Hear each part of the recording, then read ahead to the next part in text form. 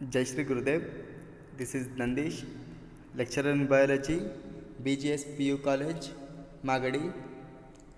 Students, last video session we are discussed about morphological introduction of structure of flower, right?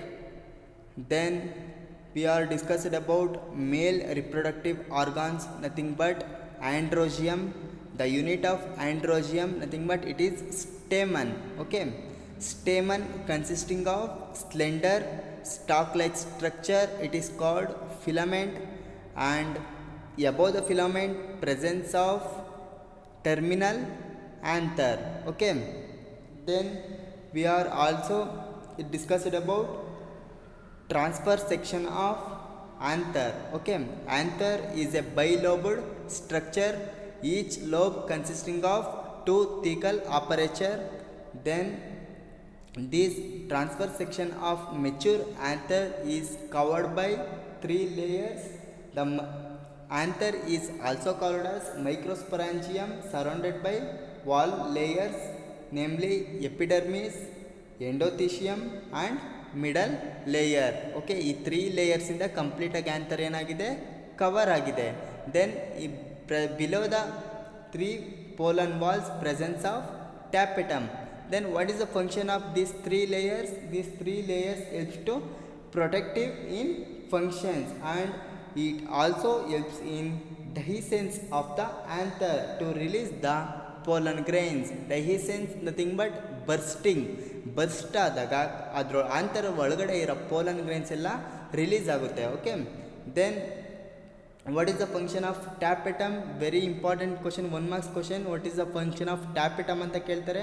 The innermost wall layer is the tapetum, and this tapetum is helps to nourishes the developing the pollen grains. Okay, then cells of the tapetum possess dense cytoplasm and generally have more than one nucleus. Okay, then very important, the sporogenous tissue is also present inside the anther.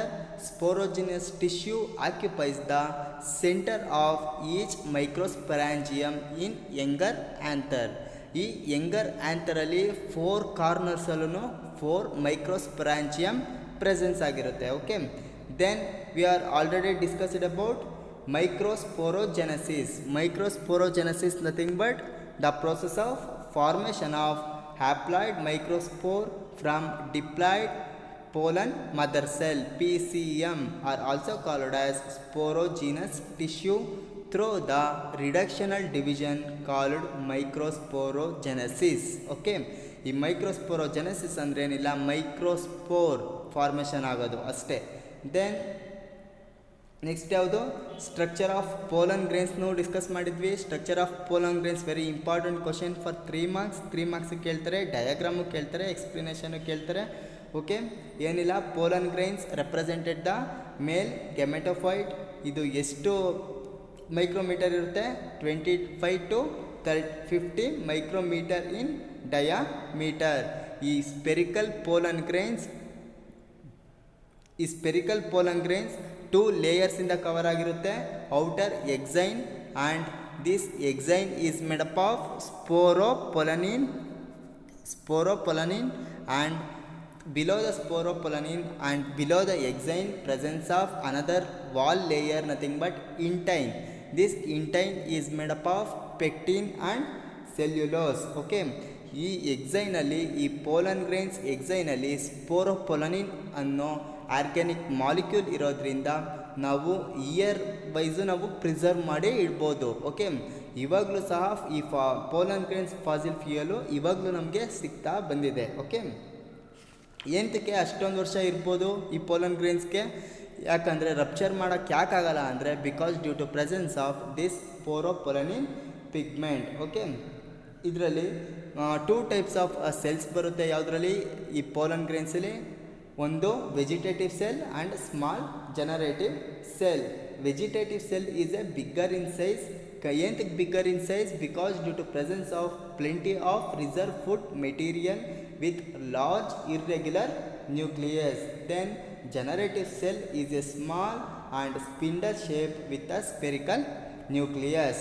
Okay, this is complete ಆಗಿ ಇಷ್ಟು ನಾವು last video ಸೆಷನಲ್ಲಿ discuss ಮಾಡಿದ್ವಿ. Okay,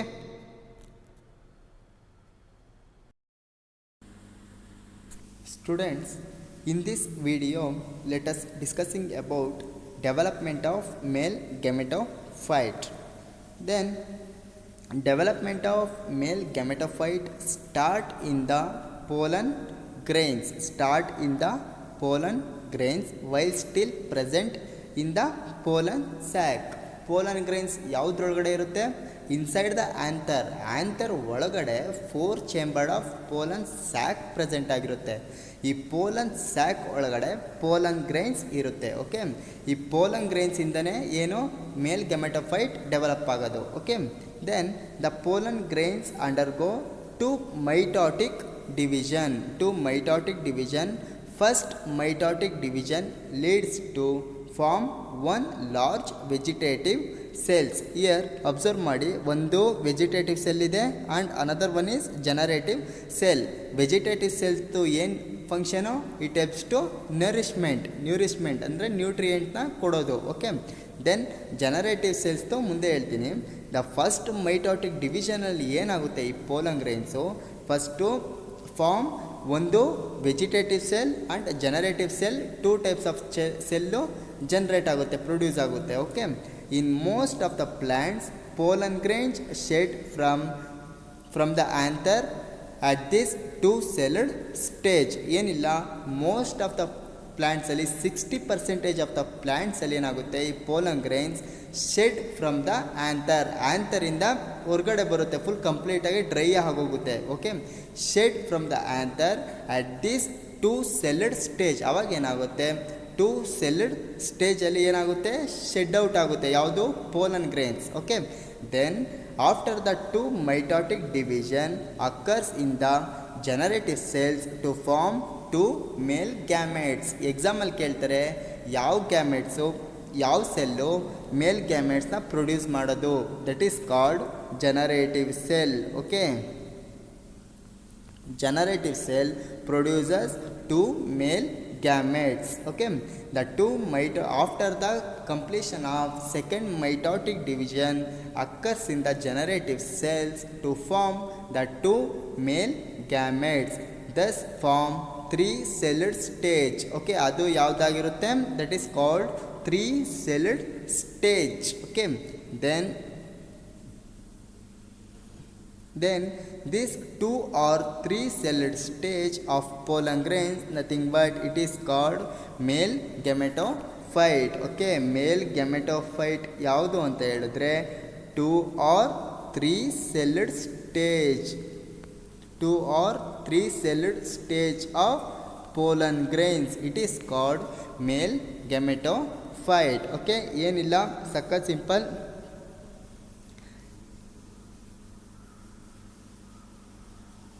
this is 1 pollen grains. ಈ pollen ಗ್ರೈನ್ಸಲ್ಲಿ ಒಂದು ಲಾರ್ಜಲ್ಲಿರೋದು ಯಾವುದು, vegetative cells and small spindle like structure, nothing but ಯಾವ ಸೆಲ್ ಇದು, generative cell. And outer exine ಇರುತ್ತೆ ಅದು, ಆ್ಯಂಡ್ ನೆಕ್ಸ್ಟ್ ಇದು intine. Okay, intine layer. Okay, ಈ ವೆಜಿಟೇಟಿವ್ ಸೆಲ್ ಒಳಗಡೆ ಏನಿರುತ್ತೆ, ರಿಸರ್ವ್ ಫುಡ್ ಮೆಟೀರಿಯಲ್ ಇರುತ್ತೆ.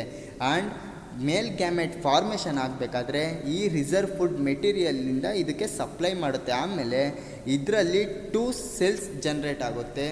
ಈ 2 ಸೆಲ್ಸ್ನೇ ನಾವು ಮೇಲ್ ಗ್ಯಾಮೆಟೋಫೈಟ್ ಅಂತ ಹೇಳೋದು. ಇದು ಜನರೇಟಿವ್ ಸೆಲ್. ಓಕೆ, ಇದು ವೆಜಿಟೇಟಿವ್ ಸೆಲ್ ಆದರೆ ಇದ್ಯಾವುದು, it is generative cell. This generative cells producers 2 male gamete. Okay, ಈ 2 ಜನರೇಟಿವ್ ಸೆಲ್ಲಲ್ಲೇ 2 types of male gamete produce ಆಗೋದು. Not in vegetative cell, only in generative cell will produces 2 male gamete. Okay, this is the development of male gametophyte. Then what is the disadvantage of this pollen grains? ಇವಾಗ pollen grains ನಾವು ತಿಳ್ಕೊಂಡ್ವಿ structure ಹೇಗಿರುತ್ತೆ ಮತ್ತು ಅದು ಯಾವ ಥರ develop ಆಗುತ್ತೆ and ಏನನ್ನ ಗ್ಯಾಮೆಟ್ಸ್ನ ಯಾವ ಥರ ಡೆವಲಪ್ ಮಾಡುತ್ತೆ ಅಂತ ನೋಡಿದ್ವಿ. ಆದರೆ ಈ pollen grains ಅಂತ ಬಂದರೆ ಇದರಲ್ಲಿ ಯೂಸು ಇದೆ ಆ್ಯಂಡ್ ಡಿಸ್ಯೂಸ್ ಸಹ ಇದೆ. ಓಕೆ, ಏನೇನು ಡಿಸ್ಯೂಸ್ ಇದರಲ್ಲಿ ಈ ಪೋಲನ್ ಗ್ರೇನ್ಸಲ್ಲಿ ಅಂತ ಅಂದರೆ, the pollen grains of many species cause severe allergies and bronchial affliction in some people, often leading to chronic respiratory disorder like asthma and bronchitis. ನಾವು ಲಾಸ್ಟ್ ಇಯರಲ್ಲಿ ರೆಸ್ಪಿರೇಟರಿ ಸಿಸ್ಟಮಲ್ಲಿ ಅಸ್ತಮಾ ಆ್ಯಂಡ್ ಬ್ರಾಂಕೈಟಿಸ್ ಡಿಸೀಸ್ ಬಗ್ಗೆ ನಾವು ಓದಿದ್ದೀವಿ. Okay, ಈ pollen ಗ್ರೇನ್ಸಲ್ಲಿ disadvantage ಏನು ಅಂದರೆ, ಈ ಪೋಲನ್ ಗ್ರೇನ್ಸಿಂದ ನಮ್ಮ ಬಾಡಿಗೆ ಏನು ಎಫೆಕ್ಟ್ ಆಗುತ್ತೆ ಅಂದರೆ, some people pollen grains of many species causes severe allergies, ಕಂಪ್ಲೀಟಾಗಿ ನಮ್ಮ ಬಾಡೀಲಿ ಸೆವರ್ ಅಲರ್ಜೀಸ್ ಆಗುತ್ತೆ. And bronchial affliction, it is a type of respiratory disorder. Bronchial afflictions in some people often leading to chronic respiratory disorder. Chronic ಅಂತ ಅಂದರೆ ಗೊತ್ತು, there are 2 types of disorder or diseases, acute disease and chronic disease. Acute disease ಅಂದರೆ for example common cold, ಅದು ನಮಗೆ ಬಂದಿದ ತಕ್ಷಣ ಒಂದು weak ಇರ್ಬೋದು, 1-2-3 ಡೇಸಲ್ಲಿ ಅದು ಮತ್ತೆ ಹೊಂಟೋಗುತ್ತೆ ನಾವೇನಾದ್ರು ಟ್ಯಾಬ್ಲೆಟ್ ತೊಗೊಂಡ್ರೆ. ಬಟ್ ಈ ಕ್ರೋನಿಕ್ ಡಿಸೀಸ್, ಈ ಪೋಲನ್ ಗ್ರೇನ್ಸಿಂದ ಯಾವ ಡಿಸೀಸ್ ಬರುತ್ತೆ ಅಂದರೆ ಕ್ರೋನಿಕ್ ಡಿಸೀಸ್ ಬರುತ್ತೆ. ಈ ಕ್ರೋನಿಕ್ ಡಿಸೀಸ್ ಅಂದರೆ ಒಂದು ಸರಿ ನಮ್ಮ ಬಾಡಿಗೆ ಬಂದರೆ ಅದು ನಮ್ಮ ಲೈಫ್ ಲಾಂಗ್ ಇರುತ್ತೆ. Okay, what is the example of chronic disease like asthma and bronchitis. Okay, then the pollen grains of some species, example like parthenium is also called as carrot grass ಅಂತ ಕರೀತಾರೆ. Okay, ಇದು ಈ parthenium, ಇವಾಗ ಕಾಂಗ್ರೆಸ್ ಗಿಡ ಅಂತ ಹೇಳ್ತಾರೆ, ಇದು ನಮ್ಮ ದೇಶದಲ್ಲ. ಓಕೆ, ಈ ಪೋಲನ್ ಗ್ರೇನ್ಸ್, ಈ ಪಾರ್ಥೇನಿಯಂ ಗಿಡದಲ್ಲಿರೋ ಪೋಲನ್ ಗ್ರೇನ್ಸು ನಮ್ಮ ಬಾಡಿಗೆ ತುಂಬ ಎಫೆಕ್ಟ್ ಮಾಡುತ್ತೆ. ಈ parthenium are also called as carrot grass that came into India as a contaminant with the imported of wheat. ಯಾವಾಗ ನಮ್ಮ ದೇಶಕ್ಕೆ ವೀಟ್ ಅಂದರೆ ಗೋಧಿನ ಇಂಪೋರ್ಟ್ ಮಾಡೋಕ್ಕೆ ಸ್ಟಾರ್ಟ್ ಮಾಡಿದ್ವೋ ಆವಾಗ ಈ ಪಾರ್ಥೇನಿಯಂ ಗಿಡನೂ ನಮ್ಮ ದೇಶಕ್ಕೆ ಬರುತ್ತೆ. ಬಂದು ಇಟ್ ಕಾಸಸ್ ಪೋಲನ್ ಅಲರ್ಜಿ. ಈ ಪಾರ್ಥೇನಿಯಂ ಗಿಡದಲ್ಲಿ ಪೋಲನ್ಸ್ ಗ್ರೇನ್ಸ್ ಇರುತ್ತಲ್ಲ, ಇದರಿಂದ it causes pollen allergies. Okay, ಯಾವಾಗ ನಮ್ಮ ದೇಶಕ್ಕೆ ಬರುತ್ತೆ ಅಂದರೆ ಯಾವಾಗ ನಾವು ವೀಟ್ನ ನಾವು ಇಂಪೋರ್ಟ್ ಮಾಡ್ಕೋತೀವೋ ಆವಾಗ ಈ ಪಾರ್ಥೇನಿಯಂ ಪೋಲನ್ ಗ್ರೇನ್ಸ್ ನಮ್ಮ ದೇಶಕ್ಕೆ ಬಂದು it causes pollen allergies. Okay, this is all about disuse of pollen grains. ಏನೇನು ಡಿಸೀಸ್ ಬರುತ್ತೆ, drawback of pollen grains. Okay, ಡ್ರಾಬ್ಯಾಕ್ಸೇ ಹೇಳ್ತಿದ್ದೀವಿ, ಬಟ್ ಇದರಿಂದನೇ ಯೂಸ್ ಸಹ ಇದೆ ಅಲ್ವಾ. ಏನೇನು ಯೂಸ್ ಇದೆ ಇದರಲ್ಲಿ? The pollen grains are rich in nutrients. Okay, it is rich in nutrient and thus used as a food supplements. Okay, ನಾವು ಫುಡ್ಡು ಸಪ್ಲಿಮೆಂಟ್ಸ್ ಅಂದ್ರೇನು? ಫುಡ್ ಅಲ್ಲ, ಫುಡ್ಡಿಗೆ ಜೊತೆ ತಗೊಳ್ಳೋ ಅಂತ ನ್ಯೂಟ್ರಿಷನ್ ಅಂತ ಸಪ್ಲಿಮೆಂಟ್ ಅಂತ ಹೇಳ್ತಾರೆ. Food supplements in the form of pollen tablet. ಯಾವುದ್ರ ಮುಖಾಂತರ ನಾವು ಸಪ್ಲಿಮೆಂಟಾಗಿ ತಗೋತೀವಿ ಅಂದರೆ in the form of pollen tablet. Okay, this pollen grains is used as a pollen tablet. Okay, ಈ ಪೋಲನ್ ಟ್ಯಾಬ್ಲೆಟಲ್ಲಿ ಏನಿರುತ್ತೆ ಅಂದರೆ rich in nutrients and used as a food supplements. Okay, then the pollen grains are used in preparation of tablets or syrups and very important consumption of increase in the performance of athletes. ಈ pollen tablets ಇರ್ಬೋದು, ಈ syrups ಇರ್ಬೋದು, ಯಾರು intake ಮಾಡ್ಕೋತಾರೆ ಅಂದರೆ ಅಥ್ಲೀಟ್ಸ್ಗಳು. ಇವಾಗ ಯಾರೇ ಒಬ್ಬ ಸ್ಪೋರ್ಟ್ಸ್ ಪ್ಲೇಯರ್ ಇರ್ಬೋದು, ಇವಾಗ ಅಥ್ಲೀಟ್ಸ್ ಇರ್ತಾರಲ್ಲ, ಈ ರನ್ನರ್ ಇರ್ಬೋದು, ಶಾರ್ಟ್ ಪುಟ್ ಅವೆಲ್ಲ ಇರ್ತಾರಲ್ಲ, ಅವರು ಈ ಸಿರಪ್ಸ್ ಇರ್ಬೋದು, ಪೋಲನ್ ಟ್ಯಾಬ್ಲೆಟ್ಸ್ನ ತಗೋತಾರೆ. ಏನಕ್ಕೋಸ್ಕರ ತಗೋತಾರೆ ಅಂದರೆ increases in the performance of the athletes. ಏನೇ ಒಂದು ಕಂಪ್ಲೀಟಾಗಿ ಒಂದು ಸ್ಪೋರ್ಟ್ಸ್ ಆಡಬೇಕಾದ್ರೆ ಆ್ಯಕ್ಟಿವ್ ಆಗೋಕ್ಕೆ, ಕಂಪ್ಲೀಟಾಗಿ ಸುಸ್ತಾಗಬಾರ್ದು ಅಂದ್ಬಿಟ್ಟು ಈ ಸಿರಪ್ಸ್ ಇರ್ಬೋದು, ಟ್ಯಾಬ್ಲೆಟ್ಸ್ನ ತಗೋತಾರೆ. ಓಕೆ, ಆ್ಯಂಡ್ ಇನ್ನೊಬ್ರು ಯಾರು ಅಥ್ಲೀಟ್ಸ್ ತಗೋತಾರೆ. And race horses have been observed. Race ಹಾರ್ಸಸಲ್ಲೂ ಅವರು ಈ ಪೋಲನ್ ಟ್ಯಾಬ್ಲೆಟ್ ಇರ್ಬೋದು, ಸಿರಪ್ಸ್ನ ಕನ್ಸ್ಯೂಮ್ ಮಾಡ್ತಾರೆ. Okay, then the pollen grains can be stored for many years and can be used as a pollen banks in crop breeding programmes. ಈ crop breeding programmes ಅಂತ ಮಾಡ್ತಾರೆ. ಈ ಕ್ರಾಪ್ ಬ್ರೀಡಿಂಗ್ ಪ್ರೋಗ್ರಾಮ್ಸಲ್ಲಿ pollen banks ಇರುತ್ತೆ. ಈ pollen banks ಒಳಗಡೆ pollen ಗ್ರೈನ್ಸ್ಗಳಿರುತ್ತೆ. ಈ ಪೋಲನ್ ಗ್ರೈನ್ಸ್ನ ಸೋ ಮೆನಿ ಇಯರ್ಸಲ್ಲಿ ಪ್ರಿಸರ್ವ್ ಮಾಡಿ ಸ್ಟೋರ್ ಮಾಡಿ ಇಕ್ಕಿರ್ತಾರೆ. ಏನಕ್ಕೋಸ್ಕರ ಇಕ್ಕಿರ್ತಾರೆ? ನಾವು ಫಸ್ಟೇ ಹೇಳ್ದಂಗೆ because due to presence of sporopollenin. Okay, pollen grains can be stored for many years and can be used as a pollen banks. Okay, in crop breeding programs ಅಲ್ಲಿ ಯೂಸ್ ಮಾಡ್ತಾರೆ. Okay, this is all about male gametophyte, nothing but pollen grains. ಓಕೆ students, next let's discussing about female reproductive organs. Okay, which one is the female reproductive organs? Nothing but gynosium. Okay, gynosium is the female reproductive organs. Okay, gynosium is the female reproductive organ. The free unit of gynosium is called pistil. Okay, is called pistil. Okay, the free unit of gynosium is called pistil. Pistil is also called as carpel. Okay, pistil is also called as carpel. Okay, then the gynosium is represented the female reproductive part of the flower. It is collection of pistils. Pistils is also called as carpel. Okay, then each pistil has 3 parts. Okay, but microsporangium is also called as anther. Okay, the unit of microsporangium nothing but androgium ಅಲ್ಲಿ microsporangium ಅಂತ ಹೇಳ್ತಾರೆ. ಈ microsporangium ಅಲ್ಲಿ anther is the microsporangium, but ಇದರಲ್ಲಿ megasporangium ಅಲ್ಲಿ ovule ಅಂತ ಹೇಳ್ತಾರೆ. or pistil is also called as carpel. Okay, then each pistil has 3 parts. Okay, microsporangium ಅಂದರೆ ಸ್ಟೆಮನ್ ಅಲ್ಲಿ ಏನೇನೋ 2 ಪಾರ್ಟ್ಸ್ ಇತ್ತು. ಒಂದು anther and filament. In between anther and filament connective part nothing but connective ಅಂತ ಇತ್ತು. But ಇದರಲ್ಲಿ ಪಿಸ್ಟಿಲಲ್ಲಿ 3 parts ಇರುತ್ತೆ. ಯಾವುದ್ಯಾವುದು? Stigma, style and ovary. Okay, this is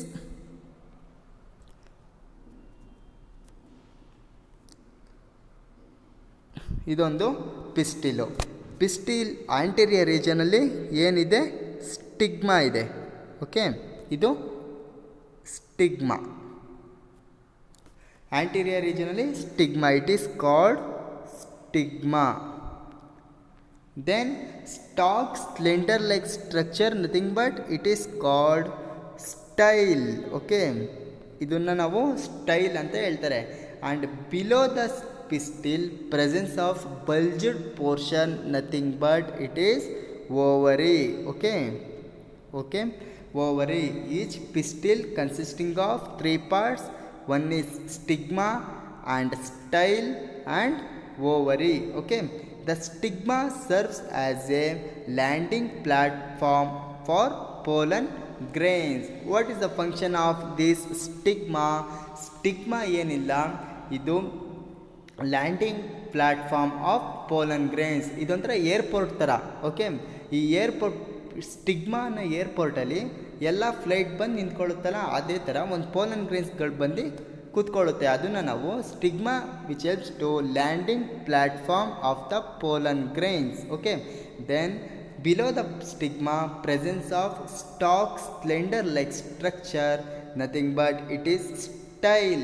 Style is the elongated slender part beneath the stigma which is connected to the ovary. What is the function of this style? Style is helps to connection of the stigma and ovary. It is called style ಅಂತ ಹೇಳ್ತಾರೆ. Okay, style is a elongated slender part beneath the stigma which is connected to ovary. Okay, then the basal bulged part of the pistil, it is called ovary. It is very very important. ಇದನ್ನ ನೋಡಿ, bulged portion. Okay, ಈ bulged portion ಇದೆಯಲ್ಲ, ಇದನ್ನು ನಾವು ovary ಅಂತ ಹೇಳ್ತೀವಿ. Okay, inside the ovary is ovarian cavity is there. Ovarian cavity is also called as laculae. Okay, for example ಇವಾಗ ಇದು ಒಂದು ಟಿ ಎಸ್ ಆಫ್ ಓವರಿ ಅಂತ ತಗೊಳ್ಳಿ. ಈ ಟಿ ಎಸ್ ಆಫ್ ಓವರಿಲಿ ಏನಿದೆ?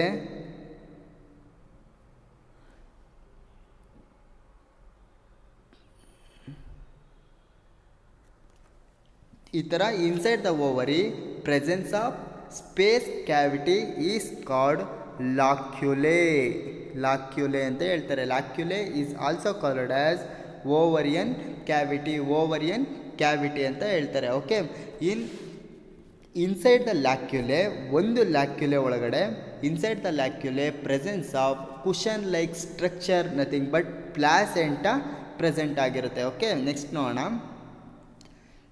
This is the structure of pistil. Okay, next the placenta is a fertile tissue located inside the ovarian cavity. ನಾವು ಅವಾಗಲೇ ಹೇಳ್ದಂಗೆ ಒಂದು ಓವರಿ ಟಿಯಸ್ ಆಫ್ ಓವರಿ ತಗೊಂಡ್ರೆ ಈ ಓವರಿ ಒಳಗಡೆ ಏನಿದೆ, cavity space, nothing but lacunae ಇದೆ.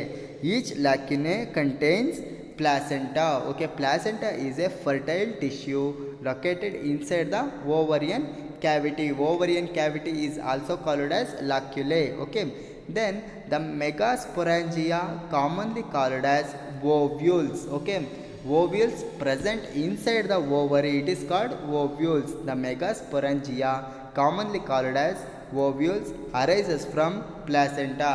ಈ ಲಾಕ್ಯುನೆ ಒಳಗಡೆ ನೋಡಿ, ಇದು ಪ್ಲಾಸೆಂಟಾ ಪ್ರೆಸೆಂಟ್ ಆಗಿದೆ. ಈ ಪ್ಲಾಸೆಂಟಾ ಒಳಗಡೆ placenta, this placenta which arises the megasporangia and ಓವ್ಯೂಲ್ಸ್ನ ಅರೈಸ್ ಮಾಡಿರುತ್ತೆ. ಯಾವುದು? ಈ ಪ್ಲಾಸೆಂಟಾ. ಓಕೆ, ಲಾಕ್ಯುನೆ ಒಳಗಡೆ ಏನಿರುತ್ತೆ?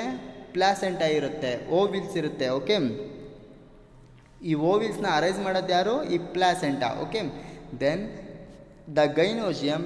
Then next, very simple, the gynosium of consisting of single pistil, it is called monocarpellary ovary. ಏನಿಲ್ಲ, ಒಂದು ಫ್ಲವರಲ್ಲಿ ಒಂದು ಸಿಂಗಲ್ ಪಿಸ್ಟಿಲ್. ಓಕೆ, ಈ ಥರ ಒಂದು ಸಿಂಗಲ್ ಪಿಸ್ಟಿಲ್ ಇದ್ದರೆ ಅದನ್ನು ನಾವು ಮೋನೋಕಾರ್ಪಲರಿ ಅಂತ ಹೇಳ್ತೀವಿ. ಫಾರ್ ಅಬ್ಸರ್ವ್ ಮಾಡಿ, ಪಿಸ್ಟಿಲ್ ಒಂದೇನಾದರೂ ಇದ್ದರೆ ಅದನ್ನು ಮೋನೋಕಾರ್ಪಲರಿ ಅಂತ ಹೇಳ್ತಾರೆ. ಓಕೆ, ದೆನ್ ಏನಾದರೂ ಪಿಸ್ಟಿಲ್ಸು ಮೆನಿ ಇದ್ದರೆ, ಮಲ್ಟಿ ಪಿಸ್ಟಿಲ್ ಇದ್ದರೆ ಅದನ್ನು ನಾವು ಮಲ್ಟಿ ಕಾರ್ಪಲರಿ ಅಂತ ಹೇಳ್ತಾರೆ. Okay, here the gynoecium may consisting of single pistil, it is called monocarpellary ovary.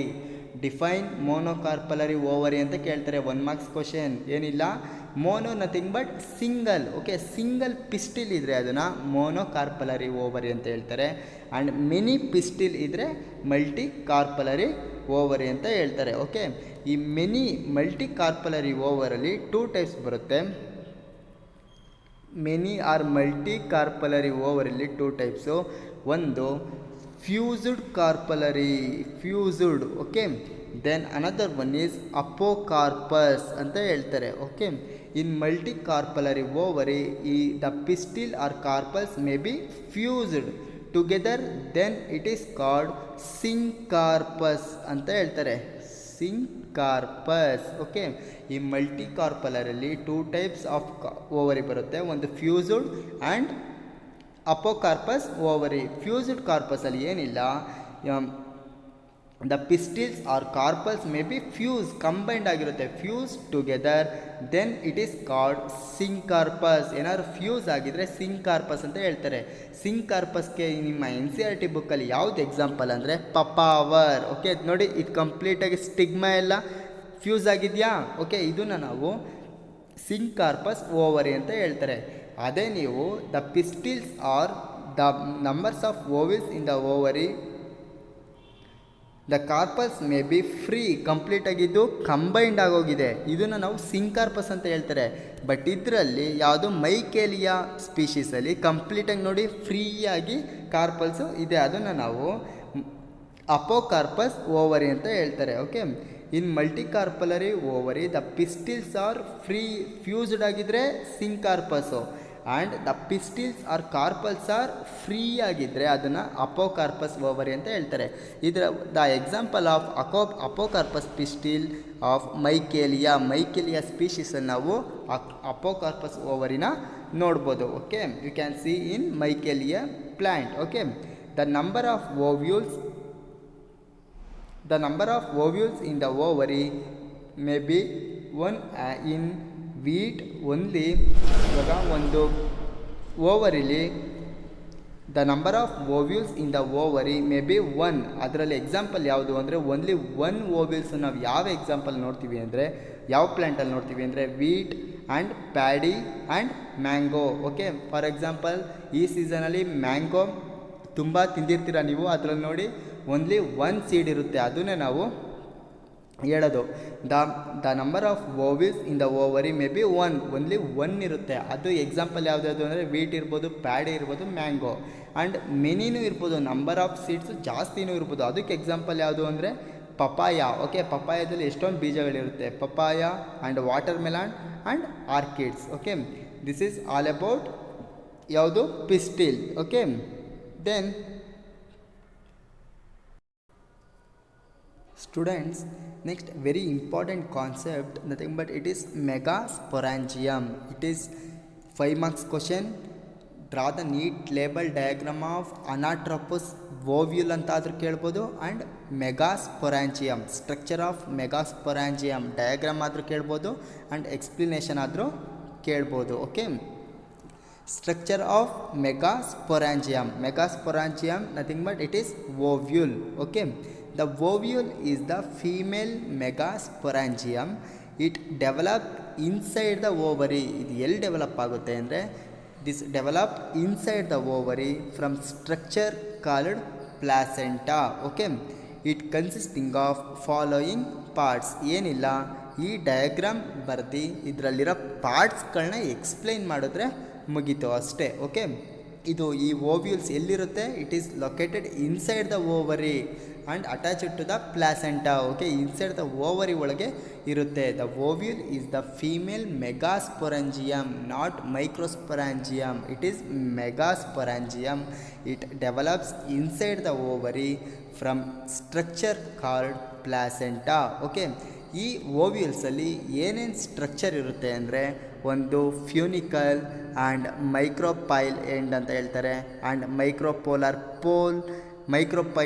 Pole and outer integument and synergids and inner integument and nucellus not nucleus, it is nucellus and embryo sac and egg and antipodal cells and chalazal poles. This is the structure of anatropous ovules, or nothing but it is embryo sac or female gametophyte. Okay, let us discussing about parts of anatropous ovules. ಏನಕ್ಕೆ ಈ ಅನಾಟ್ರೋಪಸ್ ovule, ಈ embryo ಸ್ಯಾಕ್ನ ಅನಾಟ್ರೋಪಸ್ ovules ಅಂತ ಹೇಳ್ತಾರೆ ಅಂದರೆ because it is inverted structure. ಈ inverted structure ಆಗಿರೋದ್ರಿಂದ ಇದನ್ನು ಅನಾಟ್ರೋಪಸ್ ovule ಅಂತ ಕರೀತಾರೆ. ಎಕ್ಸಾಂಪಲ್ ನಿಮಗೆ ಮೆಗಾಸ್ಪೊರಾಂಜಿಯಮ್ ಅಂತಾದರೂ ಕೇಳ್ಬೋದು, ಇಲ್ಲ ಓವ್ಯೂಲ್ ಅಂತಾದರೂ ಕೇಳ್ಬೋದು, ಇಲ್ಲ ಅನಾಟ್ರೋಪಸ್ ಓವ್ಯೂಲ್ ಅಂತ ಆದರೂ ಕೇಳ್ಬೋದು. Okay, let us discussing about parts of anatropous ovule. First part is funicle. Okay, the funicle nothing but the ovule is a small structure attached to the placenta of ovary by means of stalk called funicle. Okay, it is called funicle.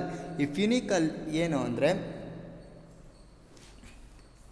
The ovules attached to the placenta. ಈ ovules ಪ್ಲಾಸೆಂಟಾಗೆ attach ಮಾಡಿರುತ್ತೆ ನೋಡಿ, ಈ attaching structure ಇರುತ್ತಲ್ಲ, ಇದನ್ನು ನಾವು funicle ಅಂತ ಹೇಳ್ತಾರೆ. Ovule is attached to the placenta with the help of stalk like structure. ಇದನ್ನು ನಾವು ಸ್ಟಾಕ್ ಲೈಕ್ ಸ್ಟ್ರಕ್ಚರ್ ಅಂತ ಹೇಳ್ತೀವಿ. ಸ್ಟಾಕ್ ಲೈಕ್ ಸ್ಟ್ರಕ್ಚರ್ ಯಾವುದು?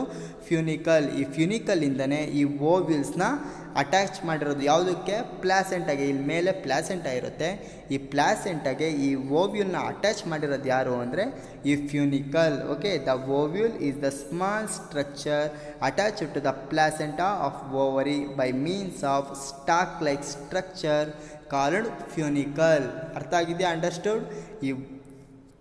ಈ ಓವ್ಯೂಲ್ನ ಪ್ಲಾಸೆಂಟಾಗೆ ಕನೆಕ್ಟ್ ಮಾಡಿರೋದು, ಅಟ್ಯಾಚ್ ಮಾಡಿರೋದು ಯಾರು ಅಂದರೆ ಈ funicle. Okay, then after that funicle hilum. Okay, hilum, the body of the ovule fuses with funicle in the region of hilum. Okay, ಈ ಹೀಲಮ್ ಏನಿಲ್ಲ, ಈ ಹೀಲಮ್ದು ಕೆಲಸ ಏನಂದರೆ ಈ ಫ್ಯೂನಿಕಲ್ ಮತ್ತು ಓವ್ಯೂಲ್ನ ಅಟ್ಯಾಚ್ ಮಾಡಿರೋದು ಯಾರು ಅಂದರೆ ಈ ಹೀಲಮ್. ಅಬ್ಸರ್ವ್ ಮಾಡಿ, ಇದು ಫ್ಯೂನಿಕಲ್ಲು. ಓಕೆ, ಆ್ಯಂಡ್ ಇದು ಯಾವುದು? ಓವ್ಯುಲ್ಲು. ಈ ಹೀಲಮು ಮತ್ತು ಓವ್ಯುಲ್ಲು ಈ ಫ್ಯೂನಿಕಲ್ಲು ಮತ್ತು ಓವ್ಯುಲ್ನು ಅಟ್ಯಾಚ್ ಮಾಡಿರೋದು ಯಾರು ಅಂದರೆ ಈ ಹೀಲಮ್. ನೋಡಿ ಹೀಲಮ್ ಇಲ್ಲಿ ಕೊಟ್ಟಿಲ್ಲ, ಇಲ್ಲಿ ಹೀಲಮ್ ಅಂತ ಬರೀಬೇಕು. Okay, the hilum the body of the ovule fuses with funicle.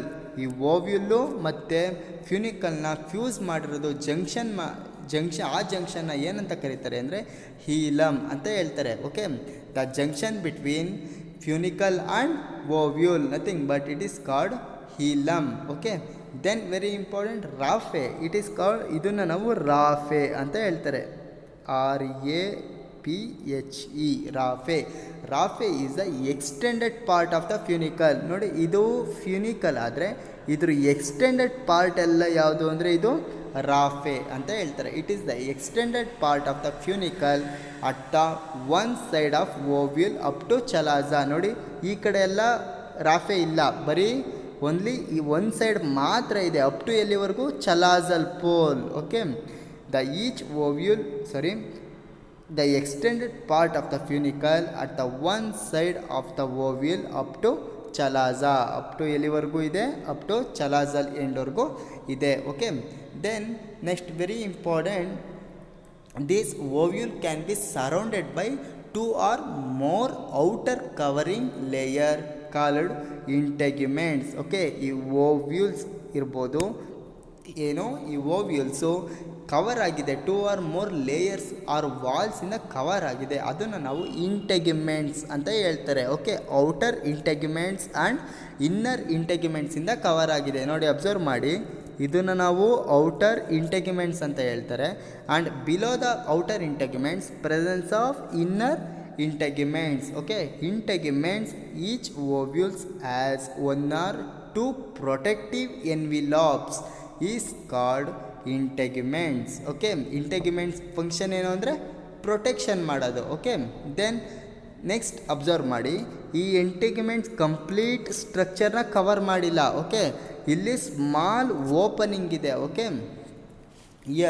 ಈ ಇಂಟೆಗ್ಯುಮೆಂಟ್ ಎಂಟೈರ್ ಸರ್ಫೇಸ್ನ ಕವರ್ ಮಾಡಿರಲ್ಲ, ಇಲ್ಲಿ ಸ್ಮಾಲ್ ಗ್ಯಾಪ್ ಇದೆಯಲ್ಲ, small opening pore like structure ಇದೆಯಲ್ಲ, ಅದನ್ನು ಆ ಪೋರ್ಷನ್ನ ನಾವು ಮೈಕ್ರೋಪೈಲ್ ಅಂತ ಹೇಳ್ತಾರೆ. ಆ ಪೋರ್ಷನ್ನ ಮೈಕ್ರೋಪೈಲ್ ಅಂತ ಹೇಳ್ತಾರೆ. Okay, micropyle nothing but the integuments encircle the ovules except the tip where a small opening, it is called micropyle organised.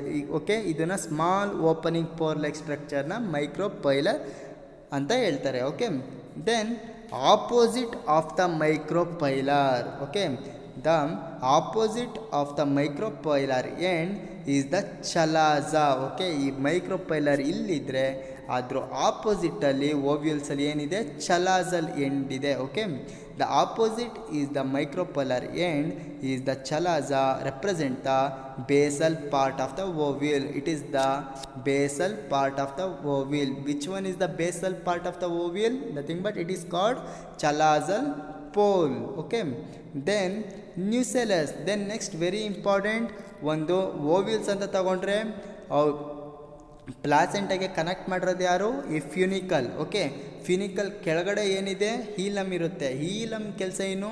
ಈ ಫ್ಯೂನಿಕಲ್ಲು ಮತ್ತು ಓವ್ಯೂಲ್ಗೆ ಕನೆಕ್ಟ್ ಮಾಡೋದು. ಆಮೇಲೆ ಈ ಕಂಪ್ಲೀಟ್ ಓವ್ಯೂಲ್ನ ಸರೌಂಡೆಡ್ ಎನ್ವಿಲಾಪ್ಸ್ ಮಾಡಿರೋದು ಯಾರ್ಯಾರು? Outer integument and inner integument ಅಂತ ಇದೆ. Below the outer integument and inner integument presence of ನ್ಯೂಸೆಲಸ್. Okay, ಇದರೊಳಗೆ ಏನಿರುತ್ತೆ ಅಂದರೆ ಈ ಥರ ಒಂದು ಸೆಲ್ ಇರುತ್ತೆ, ಅದನ್ನು ನಾವು nucellus, not nucleus. Okay, by mistake ಕೂಡ ಇಲ್ಲಿ ನ್ಯೂಕ್ಲಿಯಸ್ ಅಂತ ಬರಿಬೇಡಿ. Okay, it is not a nucleus, it is a nucellus. You will lose the marks if you write the nucleus. ನೀವೇನಾದ್ರು ನ್ಯೂಕ್ಲಿಯಸ್ ಅಂತ ಬಂದರೆ ಮಾರ್ಕ್ಸ್ನ ಕಳ್ಕೊತೀರಾ. Okay, nucellus it is a integument encloses a mass diploid cell. ಯಾವ cell ಇದೆ? Not haploid cell. It contain diploid cell. Plenty of diploid cell present in this nucellus with the abundant reserve food material. Okay, ಈ ಓವ್ಯೂಲ್ಸಲ್ಲಿ ಅಬುಂಡೆಂಟ್ reserve food materials ಯಾವುದ್ರೊಳಗಡೆ ಇದೆ ಅಂದರೆ ಇದರಲ್ಲಿ ನ್ಯೂಸೆಲಸ್. Okay, ನ್ಯೂಸೆಲಸ್ ಯಾವುದು ಇದೆ? ಇದನ್ನು ನ್ಯೂಸೆಲಸ್ ಅಂತ ಹೇಳ್ತಾರೆ. ಓಕೆ, ನ್ಯೂಸೆಲಸ್ ಒಳಗಡೆ ಏನಿದೆ? Presence of plenty of number of reserve food material. Okay, ನಾವು ನ್ಯೂಟ್ರಿಷನ್ಗೆ ಸಪೋರ್ಟ್ ಮಾಡೋದಕ್ಕೆ ರಿಸರ್ವ್ ಫುಡ್ ಮೆಟೀರಿಯಲ್ಲು ಇರುತ್ತೆ ಯಾವುದ್ರೊಳಗಡೆ, ನ್ಯೂಸೆಲಸ್ ಒಳಗಡೆ. Then next very important, embryo sac. Okay, the inner side, the presence of female gametophyte, nothing but it is called embryo sac. Embryo sac is the female gametophyte. Okay, it is located in the nucellus. Is the embryo sac or female gametophyte. ಈ embryo sack ಯಾವುದ್ರೊಳಗಡೆ ಇರುತ್ತೆ, inside the ನ್ಯೂಸೆಲಸ್. ಇದು ನ್ಯೂಸೆಲಸ್ ಅಂತ ಅಂದರೆ ಈ white colour structure ಇದೆಯಲ್ಲ, ಇದನ್ನು ನಾವು embryo sac or female gametophyte ಅಂತ ಹೇಳ್ತಾರೆ. Okay, then and ovules generally as a single embryo sac formed from a megaspore through the reductional division. ಇದು ಯಾವುದ್ರ ಮುಖಾಂತರ ಪ್ರೊಡ್ಯೂಸ್ ಆಗುತ್ತೆ ಅಂದರೆ reductional division. And ovules generally as a single embryo sac formed from a megaspore through the reduction division. Okay, this is very important structure of megasporangium. Ovules ಸಖತ್ simple, ಏನಿಲ್ಲ, structure ಹಾಕಿ hilum and ಫ್ಯೂನಿಕಲ್ನ explain ಮಾಡ್ತೀರಾ. And 2 types of ಇಂಟೆಗ್ಯುಮೆಂಟ್ನ explain ಮಾಡ್ತೀರಾ. Integuments ಒಳಗಡೆ nucellus ಇರುತ್ತೆ, nucellus ಒಳಗಡೆ embryo sac ಇರುತ್ತೆ, ಎಂಬ್ರಿಯೋ ಸ್ಯಾಕ್ ಒಳಗಡೆ ಎಗ್ಸ್ ಇರುತ್ತೆ. ಓಕೆ, ಆ್ಯಂಡ್ ಆಪೋಸಿಟ್ ಎಂಡಲ್ಲಿ ಏನಿರುತ್ತೆ, ಚಲಾಸಲ್ ಪೋಲ್ ಇರುತ್ತೆ. ಯಾವುದ್ರ ಆಪೋಸಿಟ್ ಎಂಡಲ್ಲಿ, ಮೈಕ್ರೋಪೋಲರ್ ಎಂಡ್ ಆಪೋಸಿಟಲ್ಲಿ ಚಲಾಸಲ್ ಎಂಡ್ ಇರುತ್ತೆ. This is the structure of megasporangium. Okay, this is all about your development of gametophyte, male gametophyte, and structure of pistil and structure of megasporangium or nothing but ovules. Okay, now I will stop here. I will continue on next video. Thank you. Jai Shri Gurudev.